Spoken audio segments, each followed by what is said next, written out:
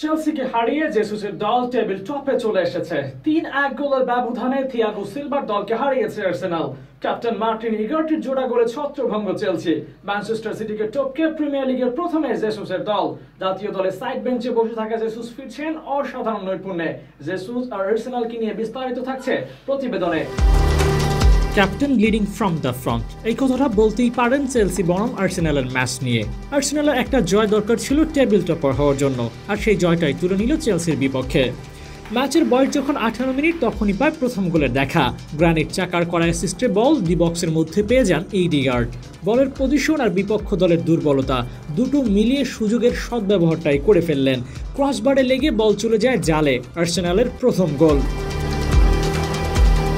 এক গোলের পরেও ক্যাপ্টেনের মন ভরল না, ব্যবধান দ্বিগুণ করতে চাই। ম্যাচের বয়স দ্বিগুণ হতে না হতেই ব্যবধান দ্বিগুণ করে ফেললেন আর্সেনাল। অবশ্য এই গোলটা ছিল আরও দেখার মতো।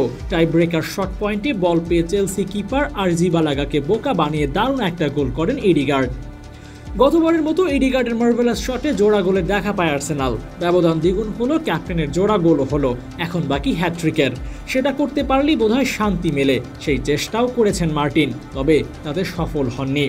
এর মধ্যে দ্বিতীয় গোলের রেশ কাটতে না কাটতেই জেসুসের পা ছুঁয়ে বল আরেকবার জালে জড়ায়, আর তাতেই তৃতীয় গোলের দেখা পায় রেড অ্যান্ড হোয়াইট। জাতীয় দলের হয়ে জেসুসের সময়টা ভালো না কাটলেও কালকে যেন দিনটা জেসুসেরই ছিল। ম্যাচে 90 মিনিট খেলার সুযোগ পান, এক গোল ও 3টা অনশট নেন এই ব্রাজিলিয়ান। 4.4 রেটিং নিয়ে ইডিগার্ডের পর দ্বিতীয় সর্বোচ্চ রেটিং পান জেসুস।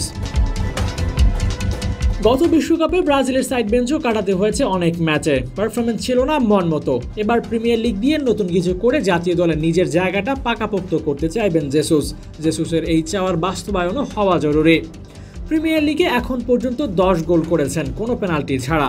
বলা যায় জেসুসের জন্য মৌসুমটা ভালোভাবেই কাটবে। জেসুসকে রেখে ফেরা যাক চেলসি বনাম আর্সেনাল ম্যাচে। ম্যাচের 52তম মিনিটে সাকা সুযোগ পেয়েছিলেন আর্সেনালের চতুর্থ গোলটা করার জন্য, কিন্তু সেই সুযোগ কাজে লাগাতে ব্যর্থ হন। এর পরের সিন চেলসির। ম্যাচের শেষ দিকে কিছু আক্রমণ করেছিল চেলসি, যার দরকার ছিল ম্যাচের শুরুতে। ম্যাচের বয়স যখন 64 মিনিট, মাদুকা কিপারের সাথে 1-to-1 বল পেয়ে যান। সামনে আর্সেনালের কোনো ডিফেন্ডার না থাকায় কিপার হয়ে পড়েন দুর্বল, আর সেই সুযোগে চেলসি নিজেদের প্রথম ও একমাত্র গোলটি করে, যার দরুনে ম্যাচের ফলাফল দাঁড়ায় 3-1।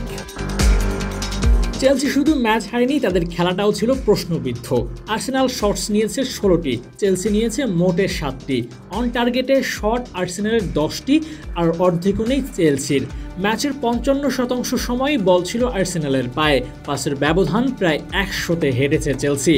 সব কিছুতেই চেলসির দুর্বলতা ছিল স্পষ্ট, আর সেই দুর্বলতার সুযোগ কিংবা প্রতিপক্ষকে দুর্বল বানিয়ে ফেলা, এসবের মধ্য দিয়েই প্রিমিয়ার লিগের টেবিল টপার জেসুসের Arsenal. Abu Naim, sports Times.